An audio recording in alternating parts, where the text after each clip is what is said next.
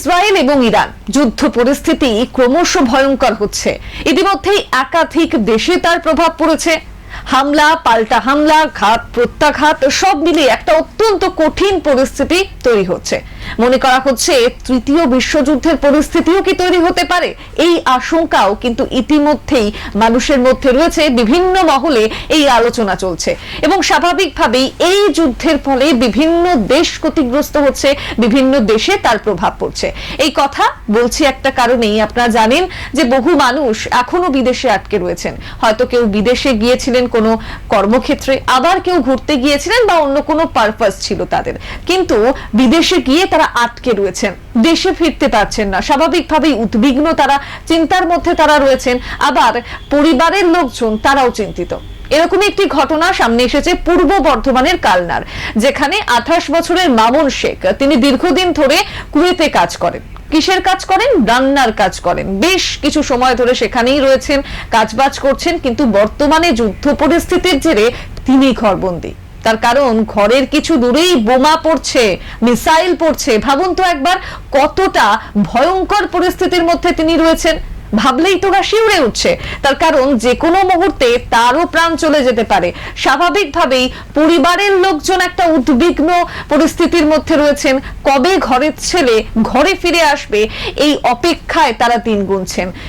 ফোনের মাধ্যমে, ইন্টারনেটের মাধ্যমে কিছুটা কথা বলা সম্ভব হলেও বেশিরভাগ সময় কথা বলা সম্ভব হচ্ছে না।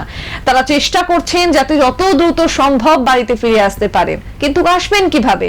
বিমান পরিষেবা চলছে না, আকাশপথ বন্ধ, যে কারণে ঘরবন্দি হয়ে থাকতে হচ্ছে এবং প্রত্যেকটা মুহূর্তে প্রাণহানির যে আশঙ্কা, সেই আশঙ্কা তাদেরকে গ্রাস করছে।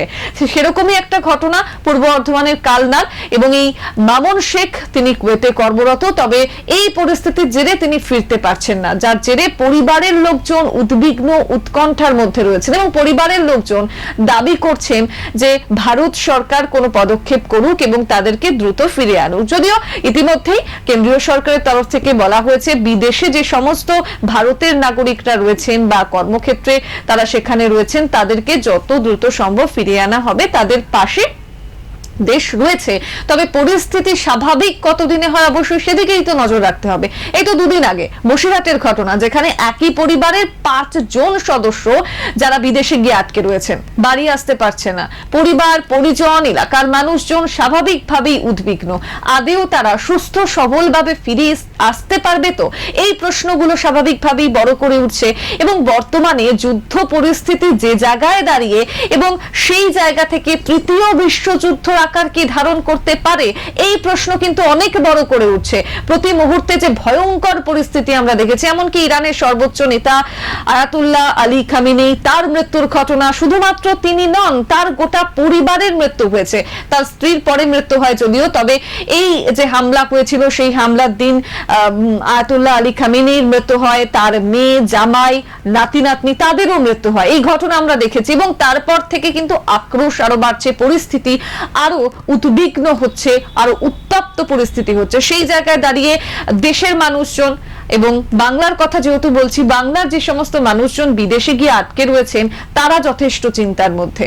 আদেও তাদের ভবিষ্যৎ কি হবে, বা আদেও তারা বেঁচে ফিরতে পারবেন কিনা এই দেশে, তা নিয়ে তারা আতঙ্কিত। পরিবারের লোকজনের কাতর আর্জি যে কেন্দ্রীয় সরকার কোনো পদক্ষেপ করুক এবং তাদেরকে নিরাপদে দেশে, নিজের ঘরে ফিরিয়ে আনুক।